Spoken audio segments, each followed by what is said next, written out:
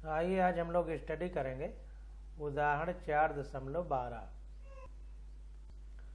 तो देखिए कह रहा है कि नीचे दिखाए गए परिपथ में धारा का मान क्या है, यानी हमें करंट ज्ञात करना है। यदि दिखाया गया एमीटर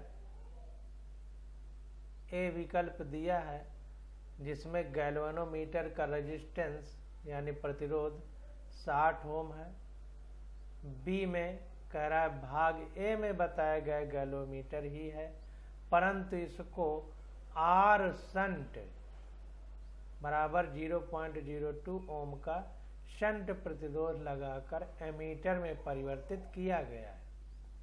और सी में कह रहा है शून्य प्रतिरोध का एक आदर्श एमीटर है। तो देखिए तीन स्थितियों के बारे में हमें बताना है। तो पहला ये है कि जो अमीटर है वो जो गैल्वेनोमीटर है आरजी, मतलब क्योंकि गैल्वेनोमीटर को हम अमीटर और वोल्ट मीटर दो तरीके से यूज कर सकते हैं, जैसा हमने ऊपर पढ़ा है। तो अमीटर का प्रतिरोध 60 ओम है, तो विद्युत धारा कितनी होगी परिपथ में ये हमको बताना है पहले कंडीशन में। तो परिपथ में कुल प्रतिरोध कितना होगा, देखिए 3 वोल्ट की बैटरी लगी है और ये एमीटर है और इसमें 3 ओम का ये प्रतिरोध लगा हुआ है। तो जाहिर सी बात है कि ये 3 ओम इस एमीटर से श्रेणी क्रम में है यानी सीरीज में है। तो हम अगर इसका प्रतिरोध कुल निकालें इस परिपथ का तो Rg+3 होगा, यानी जो गैल्वेनोमीटर है जिसको हम अमीटर की तरह यूज कर रहे हैं उसका प्रतिरोध +3 ओम हो जाएगा, क्योंकि श्रेणी क्रम में सीधा सीधा हम लोग जोड़ देते हैं।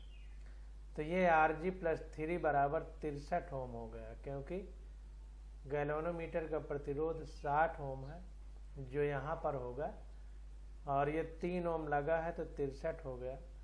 अब करंट हमारी होती है V=IR,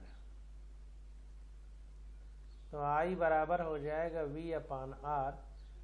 तो V हमारा 3 है और R हमारा 63 है, तो ये वही 3/63, तो सॉल्व करने पे 0.048 एम्पियर आ जाएगा। तो इस प्रकार से पहला विकल्प हमने पहला जो ए है वो सही कर लिया। अब बी में कह रहा है कि भाग ए में बताया गया गैल्वेनोमीटर ही है, परंतु इसको RS बराबर 0.02 ओम का शंट प्रतिरोध लगाकर एमीटर में परिवर्तित किया गया है। तो अब 0.02 ओम जो शंट है, ये शंट हमेशा समांतर क्रम में लगता है। तो जब समांतर में लगा करके इसको एमीटर में बदला जाएगा तो समांतर क्रम में अब प्रतिरोध कितना होगा, तो समांतर क्रम में प्रतिरोध जैसा हमने आपको बताया था कि 1/R1 + 1/R2 होगा समांतर क्रम में। तो ये R1 R2/R1 + R2 होता है। तो अगर इसकी जगह गैल्वेनोमीटर होता और यहाँ पर RS शंट होता तो ये Rg RS/Rg + RS हो जाता। तो वही कर दिया, एमीटर में रूपांतरित गैल्वेनोमीटर का प्रतिरोध। तो Rg RS/Rg + RS, Rg हमारा 60 ओम है, RS हमको 0.02 ओम है, नीचे जुड़ गया। और यहाँ पर क्या होगा, यहाँ पर देखें इंग्लिश में लगभग बराबर 0.02 ओम आएगा इसका आंसर। यहाँ हिंदी वाली में थोड़ा सा ये निगेटिव जैसे लग रहा है, ये लगभग बराबर है, मतलब इतना आंसर आएगा कुल प्रतिरोध गैल्वेनोमीटर को रूपांतरित करने का प्रतिरोध। अब ये जो है गैल्वेनोमीटर को जब एमीटर में रूपांतरित करने पर इतना प्रतिरोध आया और 3 ओम का ये देखिए जुड़ा हुआ है साथ में, तो अब इसके साथ ये 3 ओम हमारा सीरीज यानी श्रेणी क्रम में हो जाएगा। तो ये फिर 3 ओम जुड़ेगा तो आ गया 3.02 ओम। अब फिर वैसे V=IR, तो I = V/R, तो V 3 ओम वोल्ट है अपान R हमारा 3.02, तो ये आ गया 0.999 एम्पियर। बी भी हमारा करेक्ट हो गया, निकल आया। अब देखिए आगे कह रहा है कि शून्य प्रतिरोध का एक आदर्श एमीटर है, यानी एमीटर का प्रतिरोध शून्य है। तो जब एमीटर का प्रतिरोध शून्य हो जाएगा तो केवल ये परिपथ वाला बचेगा। तो V = IR, तो I = V/R, तो V भी 3 है, R भी 3 है, तो 3/3 बराबर 1 एम्पियर हो जाएगा। तो शून्य प्रतिरोध के आदर्श एमीटर के लिए करंट कितना होगा? 1 एम्पियर हो जाएगा। तो इस प्रकार से हमने क्वेश्चन कर लिया। अब पूरे चैप्टर का सारांश हम लोगों को देखना है। तो कह रहा है कि चुंबकीय क्षेत्र B पर विद्युत क्षेत्र E की उपस्थिति में V वेग से गतिमान किसी आवेश Q पर लगने वाले कुल बल को लॉरेंज बल कहते हैं। इसे नीचे दिए गए व्यंजक द्वारा प्राप्त किया जा सकता है या किया जाता है। तो यह बराबर Q V cross B plus E इस प्रकार से लिखा जाता है।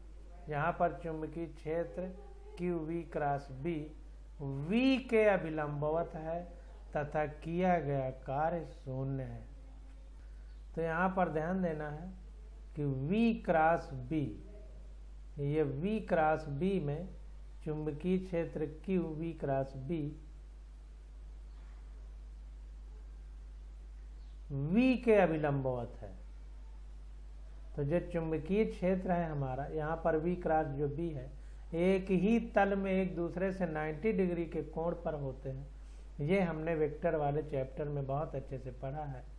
तो यहाँ पर V और B एक दूसरे के परपेंडिकुलर हैं और एक ही प्लेन में है। तो इसीलिए कह रहा है कि V के अभिलंबवत है कैपिटल B यानी चुंबकीय क्षेत्र। तो जाहिर सी बात है कि दोनों के बीच का कोण 90 डिग्री है। cos 90 की वैल्यू 0 होती है, इसलिए किया गया कार्य शून्य है। आगे कह रहा है कि L लंबाई के किसी सीधे चालक जिससे स्थायी विद्युत धारा प्रवाहित हो रही है, किसी एक समान बाह्य चुंबकीय क्षेत्र में बल का अनुभव करता है। तो L लंबाई का कोई सीधा कंडक्टर है जिसमें स्थायी करंट यानी direct current DC current flow हो रही है, जिसकी वैल्यू I है। तो उसमें एक समान बाह्य चुंबकीय क्षेत्र में बल F का अनुभव करता है। वो बल क्या होता है? F बराबर I L क्रॉस B होता है। यहाँ पर L जो है मॉड ऑफ L, यहाँ पर देखिए L हमारा वेक्टर सदिश है, ध्यान दीजिए। तो मॉड ऑफ L यानी स्मॉल l तथा L की दिशा विद्युत धारा की दिशा द्वारा प्रदान की जाती है। तो यहाँ पर जो तार की लंबाई L है और ये जो हमारा सदिश वेक्टर L है, तो इसकी जो दिशा है विद्युत धारा की दिशा द्वारा प्रदान की जाती है, इसलिए यहाँ पर कैपिटल L लिखा गया है, यानी ये लंबाई हमारी सदिश की तरह है। NCERT में हमने बहुत अच्छे से इस बात को पढ़ा भी है। अब आगे देखते हैं। कह रहा है किसी एक समान चुंबकीय क्षेत्र में कोई आवेश Q B के अभिलंबवत तल में वृत्ताकार कक्षा में गतिमान है। मतलब चुंबकीय क्षेत्र है किसी एक, मान लीजिए x डायरेक्शन में है, तो उसमें 90 डिग्री पर यानी YZ प्लेन में एक आवेश Q वृत्ताकार कक्षा में गतिमान है, यानी सर्कुलर पाथ में गति कर रहा है। इसकी एक समान वर्तुल गति की आवृत्ति को साइक्लोट्रॉन आवृत्ति कहते हैं। तो इसकी एक समान वर्तुल गति मतलब ये वृत्ताकार पथ में ऐसे ऐसे आगे बढ़ रहा है, जैसा चित्र हमने NCERT में पढ़ा है। तो इसकी जो आवृत्ति होगी यानी पर सेकंड एक सर्किल में चक्कर लगाने में जो आवृत्ति होगी उसे साइक्लोट्रॉन आवृत्ति कहते हैं, जिसे इस प्रकार व्यक्त किया जाता है। तो न्यू E बराबर QB/2πm। यहाँ पर E का मतलब न्यू C है, C का मतलब साइक्लोट्रॉन आवृत्ति। यह आवृत्ति कण की चाल तथा त्रिज्या पर निर्भर नहीं करती। तो ध्यान दीजिए, जो यहाँ पर फार्मूला लिखा गया है उसमें न V है और न त्रिज्या R है, तो ना चाल पर डिपेंड करेगी और ना त्रिज्या पर। इस तथ्य का उपयोग साइक्लोट्रॉन नामक मशीन में किया जाता है जो आवेशित कणों को त्वरित करने में उपयोगी होती है। तो ध्यान दीजिए कि साइक्लोट्रॉन जो हमारी मशीन है, उस मशीन का काम क्या है? यह चार्ज पार्टिकल को एक्सीलरेट करती है, त्वरित करती है, यानी उसमें वेग में परिवर्तन करती है। अब 4 नंबर विकल्प आ जाता है पॉइंट, कह रहा है बायो-सेवर्ट नियम के अनुसार डीएल लंबाई के किसी अवयव जिससे आप परिवर्ती विद्युत धारा आई प्रवाहित हो रही है के कारण आर सदिश दूरी पर स्थित किसी बिंदु P पर चुंबकीय क्षेत्र dB इस प्रकार व्यक्त किया जाता है। तो dB = μ0/4πI dl cross r/r³। तो P पर कुल क्षेत्र प्राप्त करने के लिए हमें इस सदिश व्यंजक को चालक की समस्त लंबाई के लिए समाकलित करना चाहिए। तो अगर हम कुल विद्युत क्षेत्र कुल चुंबकीय क्षेत्र प्राप्त करना चाहते हैं तो जो dl है इसको पूरी लंबाई में हम इंटीग्रेट कर दें या समाकलित कर दें, तो पूरी लंबाई के लिए हमें विद्युत क्षेत्र का व्यंजक प्राप्त हो जाएगा। ये कहने का मतलब है। अब 5वां विकल्प है, कह रहा है त्रिज्या r की वृत्ताकार कुंडली जिससे I धारा प्रवाहित हो रही है के कारण केंद्र से अक्षीय दूरी x पर चुंबकीय क्षेत्र का परिमाण B = μ0I r²/2 x² + r³ 3/2 कुंडली के केंद्र पर इस क्षेत्र का परिमाण B = μ0I/2r। तो ये देखिए x अक्ष पर केंद्र से x दूरी पर अक्षीय स्थिति में चुंबकीय क्षेत्र है। ये फार्मूला है, सब एनसीईआरटी में लिखा हुआ है, और ये कुंडली के केंद्र पर है B = μ0I/2r। तो ये सारे फार्मूले शार्ट में लिख रहा है, तो इनको आप लोगों को याद होना चाहिए। अब अगला पॉइंट है, कह रहा है एम्पियर का परिपथीय नियम, circuital law of ampere.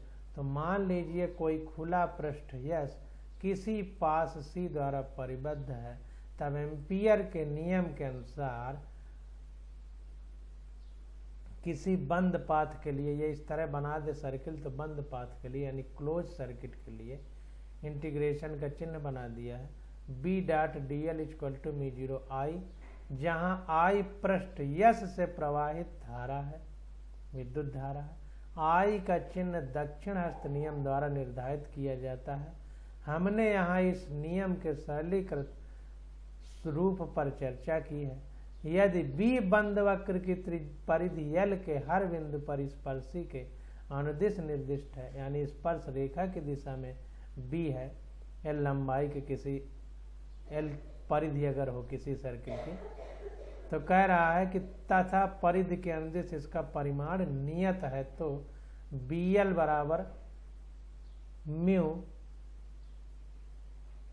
μ/IE, जहां IE बंद परिपथ द्वारा परिबद्ध नेट विद्युत धारा है, यह μ0 है, μ0IE हो जाएगा।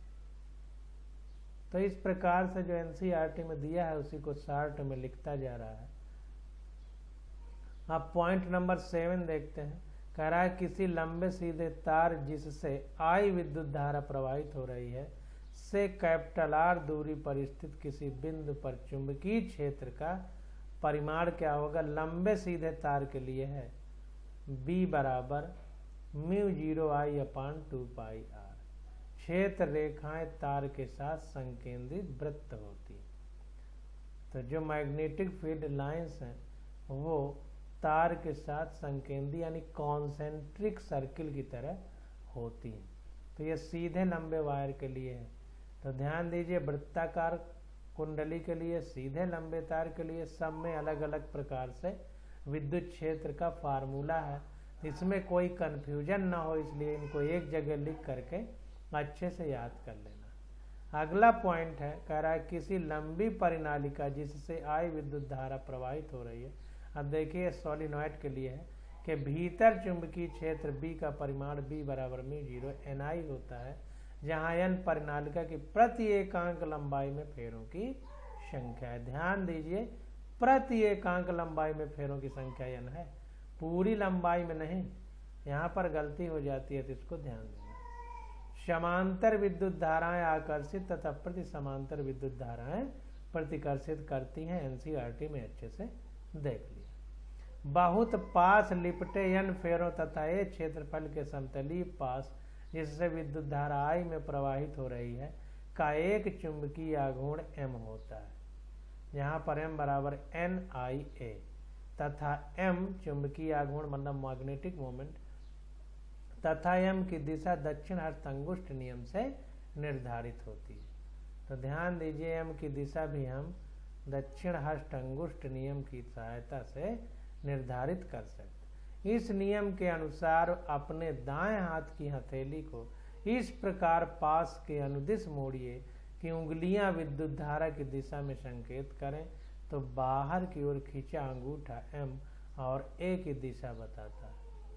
तो कह रहा है, इस नियम के अनुसार अपने दाएं हाथ की हथेली को इस प्रकार पास के अनुदिश मोड़िए, जो लूप है उसके अनुदिश मोड़ना है, तो अंगुलियां हमारी विद्युत धारा की दिशा को संकेत करें, तो बाहर की ओर खींचा हुआ जो अंगूठा है वो m यानी मैग्नेटिक मोमेंट की दिशा को बताएगा। m और a की दिशा को भी बताएगा, यानी क्षेत्रफल। जब यह पास किसी एक समान चुंबकीय क्षेत्र B में रखा जाता है तो इस पर आरोपित बल F बराबर 0 होता है। तो एक समान चुंबकीय क्षेत्र में जब इस पास को यानी लूप को रखते हैं तो इस पर कोई बल का अनुभव नहीं होता है तथा इस पर बल आघूर्ण tau equal to m cross b होता है। देखिए, बल आघूर्ण का अनुभव होता है लेकिन बल का नहीं होता है। क्यों? क्योंकि अगर हम बल अपोजिट दिशा में लगाएं तो एक दूसरे को कैंसिल करेंगे तो बल का अनुभव तो नहीं होगा। लेकिन अगर एक ही तल में ना हो और दो बल अपोजिट दिशा में लगे तो वो बल आघूर्ण यानी घुमाने की प्रवृत्ति उत्पन्न करते हैं, इसलिए बल आघूर्ण होगा। बल ना होते हुए भी बल आघूर्ण होगा। किसी चल कुंडली गैल्वेनोमीटर में इस बल आघूर्ण को कमानी द्वारा लगाया प्रतिबल आघूर्ण संतुलित कर देता है और तब हमें प्राप्त होता है K फाई बराबर NIAB, जहाँ फाई संतुलित विक्षेप है तथा K कमानी का ऐंठन नियतांक है यानी टॉर्जन कांस्टेंट। तो ये चीजें हम लोग डिटेल में पढ़ चुके हैं एनसीईआरटी में, केवल हम लोग समरी पढ़ रहे हैं। अब 11 नंबर पॉइंट क्या कहता है? कह रहा है किसी चल कुंडली गैल्वेनोमीटर को उसकी कुंडली के पार्श्व क्रम में यानी पैरेलल में समांतर में कोई अल्प परिमाण का शंट प्रतिरोध RS संबद्ध करके एमीटर में रूपांतरित किया जा सकता है। ये चीज हमने एनसीईआरटी में पढ़ लिया। गैल्वेनोमीटर की कुंडली के साथ श्रेणी क्रम में अधिक परिमाण का प्रतिरोध संबद्ध करके उसे वोल्ट मीटर में रूपांतरित किया जा सकता है। तो कुल मिला के गैल्वेनोमीटर को एमीटर यानी करंट नापने के लिए उपयोग में लाना है तो छोटा सा प्रतिरोध समांतर क्रम में जोड़ देते हैं, और अगर गैल्वेनोमीटर को हमें वोल्ट मीटर की तरह काम करना है यानी विभव नापने की तरह काम करना है तो एक बहुत बड़ा प्रतिरोध श्रेणी क्रम में जोड़ दिया जाता है। अब देखिए, सब चीज की बीमाएं हैं तो ये आप लोग सब याद कर लीजिएगा। मुक्त आकाश की चुंबकनशीलता μ0 आदिश राशि है, mLt-2 a⁻² बीमा होती है। मात्रक टेस्ला मीटर पर एम्पियर, इसको सब आप लोग देख लीजिएगा। अब देखिए, विचारणीय विषय आ जाता है। तो विद्युत स्थिर वैद्युत क्षेत्र रेखाएं धनावेश से आरंभ होकर ऋणावेश पर समाप्त हो जाती हैं। ये हमने पहले अध्याय में पढ़ा है स्थिर वैद्युतिकी में। अथवा अनंत पर लुप्त या विलीन हो जाती हैं या फिर ये इनफाइनाइट पर जाती हैं। चुंबकीय क्षेत्र रेखाएं सदैव बंद पास बनाती हैं।